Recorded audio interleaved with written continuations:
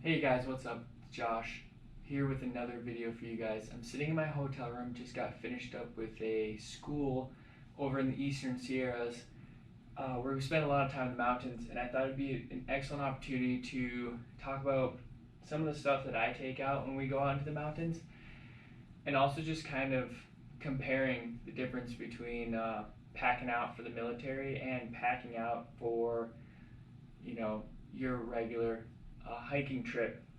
So yeah, hope you guys enjoyed the video. If you have any questions at the end of the video, please put it in the comments and I'll make sure that I answer it. I'm going to do my best to answer any questions you guys may have. So let's get into it.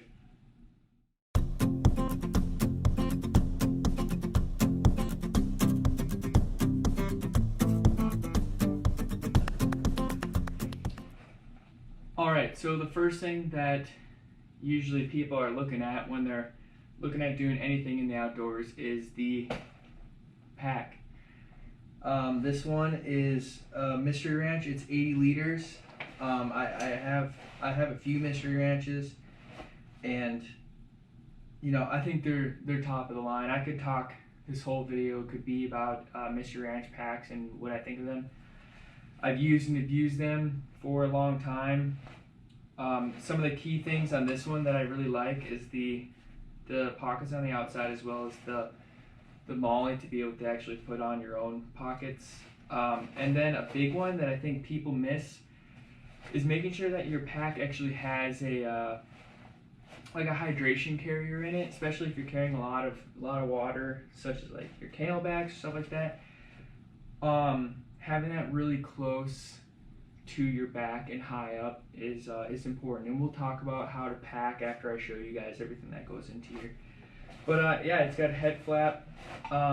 Mystery Ranch also makes packs that zip down the front. I have one of those that I think is fantastic. It's a 60 liter though, so for the amount of time I was spending in the mountains, it was just too small of a pack. They have an excellent frame on the back that actually has carbon fiber going up it. Allows you to adjust the straps up and down to get this thing high up on your back. Yeah, I think it's pretty much everything with the pack. So where should I go to next? I think I'll just work down the line here. Alright, so I was in the mountains, and a lot of the stuff that I was using, we actually got from the course I was going through, but I just wanted to show you guys a couple different things. This is a Hasty Repel Seat, and it's not the most comfortable, but it does allow for you to, you can carry this in your pocket, and if you were to need to really get onto Repel quickly, this combination would work. So this is a rigger's belt, and this just allows you to have a hard point, and what you do is actually be carabinering this. So this would go through your legs, and then you'd be carabinering this through. If you have more questions about this, I'm not going to get into it too much. I'd love to talk about it more in another video and probably show you guys, but obviously this would be a locking carabiner, and yeah, we can talk about that another time, but this is something that I carry, so I wanted to show you guys. Poncho liner. I don't see too many poncho liners on the market, on the civilian market anyway. But if you don't know what a poncho liner is, it's basically, it's the same size as a tarp, as my tarp, and it's just an insulator. So it's it's really nice. It's like a blanket, honestly, and it zips up like a sleeping bag. If they are on the market, if you're staying in climates that that are a little bit warm, I primarily have been working in the jungle, so if you're living in climates that are warm, you don't need a huge sleeping bag. The tarp and poncho liner combo, pretty good. So yeah, keep that in a waterproofing bag because it's no good when it's wet. I got my hiking boots here, which are the Lowas, the Z somethings, the Zepher mids. I love them. A lot of people say they're like the Ruck, kind of like grinds them up real fast. The only problem that I had with them is that I have wide feet, so breaking them in was kind of painful. Need break-in tips. Just go to the lake and stand in the water for a while and then just let them dry to your feet.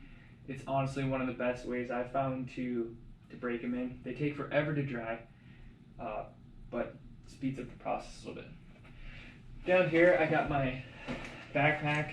We call them assault packs, but this is just basically a day pack. You know, if I need to leave this and go a little light to move a little bit faster, this is something I'll take. This backpack is it's not my favorite. I have a lot better ones, but it's basically one big pouch. This pouch acts as the same pouch, and then I just got this little admin pouch up top.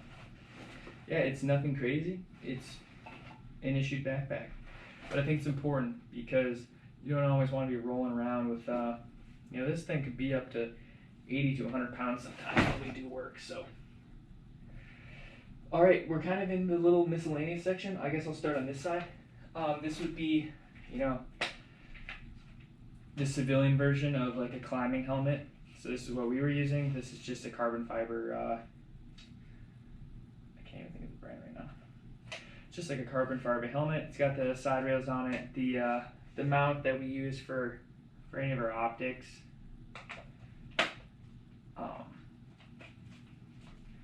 And if you guys are wondering, this is a counterweight. I don't really use it anymore, but it's kind of a pain to take it off. But yeah, this is what we were using as our climbing helmet, so obviously you'd want that.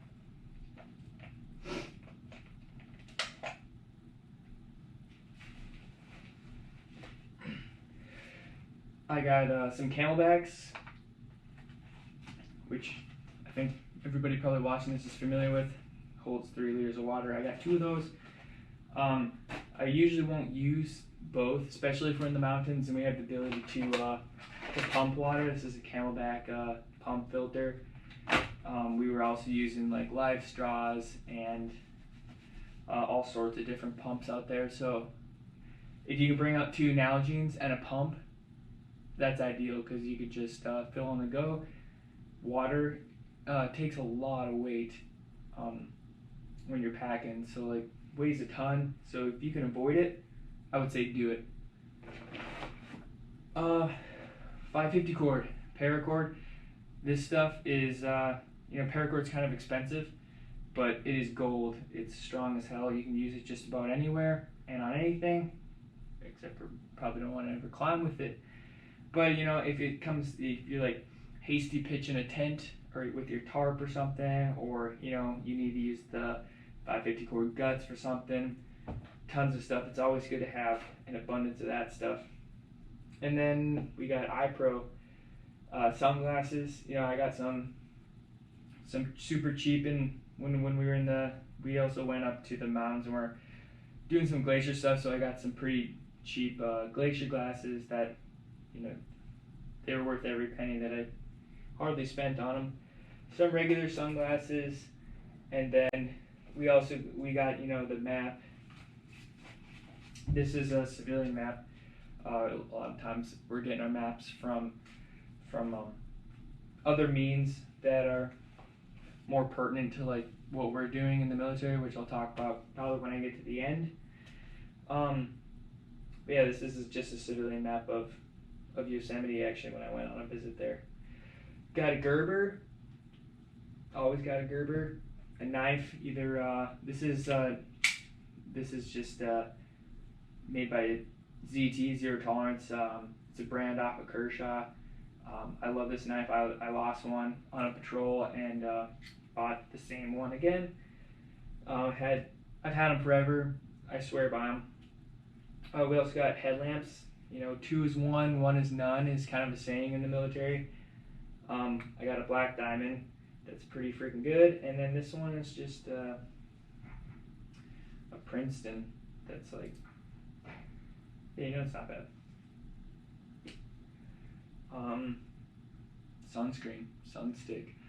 So this one I got when I was actually up on the glaciers, and something that I'm always looking for is the zinc. Zinc is like the really thick protectant. I'm a burn, peel, repeat kind of guy, so I definitely need my sunscreen. Deck of cards for when you get lonely and bored in the tent. These are just some packing straps. So I could not fit all my mountaineering stuff into my pack with all the other stuff that we're bringing. When we're going out to support, you know, not just ourselves but our team too. So the things that I was bringing out that aren't here is the tent, the stakes, the fly, and these are like 4-person tent, really big tents. Tent, fly, stakes, all of my food. We're using MREs, pots for boiling water, my jet boils and MSR boilers, all sorts of different stuff. So end of the day, these straps were money. They cost like $10 and allowed me to just kind of use my assault pack, strap it to the top, and then I had, you know, probably close to 100 liters of packing space. Canteen Cup. I recommend the Nalgene ones. They make Nalgene canteen cups now. Obviously, like, Nalgenes are way better than canteens because you can clean them out a lot easier, but they don't really fit. So it's kind of a random space. I usually just stuff my 550, maybe my Gerber if I need it in there or something, sunscreen. But gloves, for some reason when I was unpacking my stuff, I only found one contact glove. This is just a mechanics glove. Obviously I shredded the fingers up, but you also want to bring, you know, your cold weathers and stuff like that to protect your hands. So moving back, just got some like miscellaneous ropes, Prucells, Prusix. This is just all cordelette, some carabiners, climbing shoes in case you need them. Some like, you know, some flip-flops if you need to dry your feet out. You know, you want to be able to have something else that you can wear. In a non-tactical environment. In a tactical environment, we do a one boot off at a time kind of thing, just to kind of always stay semi-ready. Then I got an isomat. This is just a basic isomat. I mean, this thing, the Thermarest, I've shredded this thing up. Works great, honestly. Like, people spend a lot of money on isomats, and I think the more money you spend, the nicer they are. But I don't know. I've been sleeping on this isomat for the last like 10 years, and my back doesn't hurt that bad. So this is a little piece that I keep in the back of my pack, and it's kind of just a pad to sit on when you're taking a rest. You can lose a lot of heat by just sitting on the ground. So, and if it's really rocky, it's no fun. Waterproofing bags. So we got a couple different sizes. Oh, here's a neck gaiter. Got a couple different sizes. You know, the worst thing that you can do is have a bunch of wet clothes and stuff. So it's always good to, you know, just, if you're not going to use them, at least bring a few of them with, so you have them. And then, yeah, you don't have to worry about ultimately you cross the stream. You're crossing the stream and you're worried about like all your stuff getting wet, right?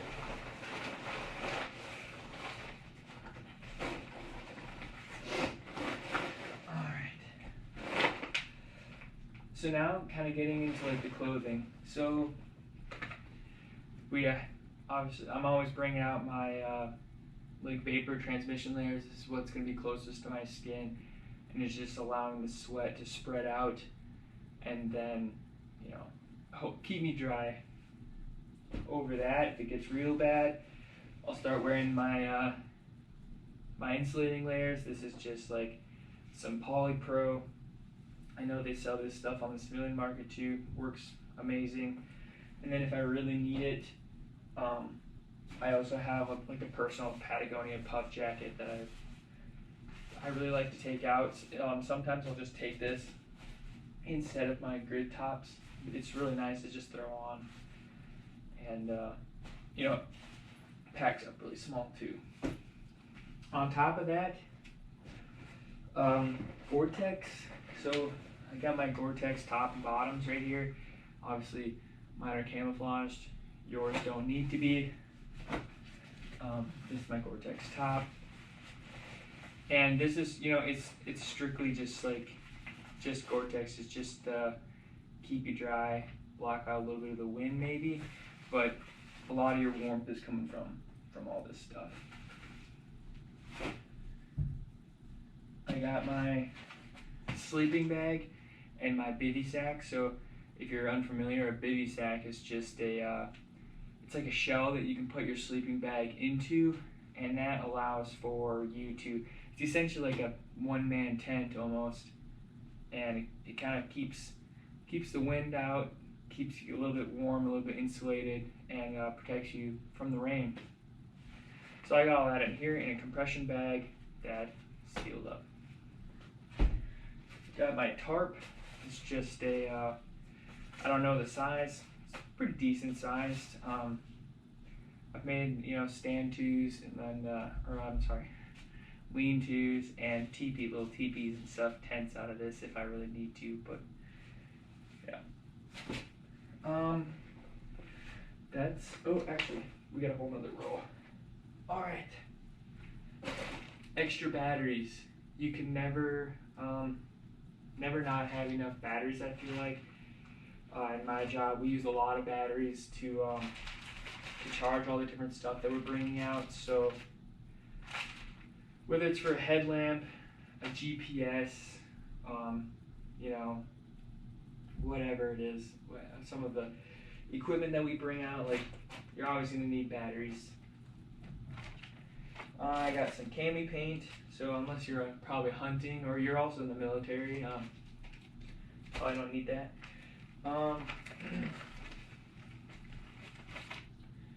I got a protractor. Protractors are used a lot to just figure out where you're at. When you're doing resection, stuff like that, you're gonna just, we can get into it and probably into another video, but it's always good to have protractors. I actually have a few because they're really flimsy. They break pretty easily. So I usually carry one on me, one in my pack, and hopefully they don't get crushed. But yes, protractor hand in hand with the map. And then in addition to that, map pens, which I had somewhere around here, but map pens too, it's great. All the other stuff that I have is pretty much work related, but I figure there's probably somebody out there who's interested, so I'll just go through it. A lot of the stuff that we do is a lot of reporting. So I carry a lot of, like, you know, reports, how to do different things, look at another protractor. So yeah, reporting, and this is awesome. I put this out here because I want to talk about it. Food, vacuum sealers are excellent for waterproofing your stuff. We use a lot for clothing, like this is a food saver. Clothing, paper that you need to keep dry, all sorts of stuff. Patrol logs, so when we're going out, we're constantly jotting down like time, what's going on, how I'm feeling, how the people around me are feeling, what the terrain's like, and that just, it's kind of like doing your own data for the next guy that's going to come out there, potentially. More reports, notebooks, just for anything and everything that we may need to write down out there. And then the last few things is something that, you know, pertains to everybody. Is this is my first aid kit, and it's also my survival kit. I'll just go over some of the stuff I have in here. So Neosporin is pretty awesome. I actually ripped the hell out of my arm out there and was getting super infected, and like luckily I was able to clean it and get some of this stuff on there to help me out. some gloves, just in case, you know. A lot of this stuff is kind of old. It needs to be replaced now after I have been done with this training. But some trauma shears, a needle D, which is just allows you to do if someone has like a pneumothorax or something like that, allows you to get air back into the lungs, free the intercostal space. I also got a mini med kit in here with all the same stuff, but it's all like water sealed and brand new, which is great. Chest seals, H bandage, gauze, a shit kit. It says don't litter and don't get caught with your pants down. So I think my mom sent me this. I haven't used it yet, Mom, but it's always in here. And then the last thing is my survival kit. So this thing just has, you know, the important things for a survival kit is something to start a fire with, something to gather food with, something to gather water with, something to build a shelter, and a signaling device. So in here I got a whistle, flint. There's a mini Leatherman. I also have extra batteries, a flashlight. There's a candle in here, some band-aids. So pretty much, you know, like there's wire, all sorts of different stuff in here. You can find these at most outdoor stores. They're pretty good, and it comes in a waterproof case. So I just keep that whole thing in here. And then I also have a strap that allows me to unclip this from my main chest rig. And if I needed to get rid of all this stuff for weight reasons or whatever, I can just carry this.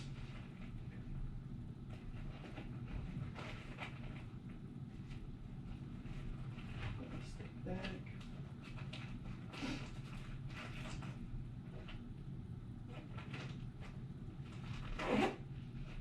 Alright, so yeah, that just clips on to my chest rig. And then the last things is just completely work related. I have an admin pouch that I use to be able to hold on to all my notebooks. I have pens in here. My matte pens go in here, all of my report documents and stuff like that.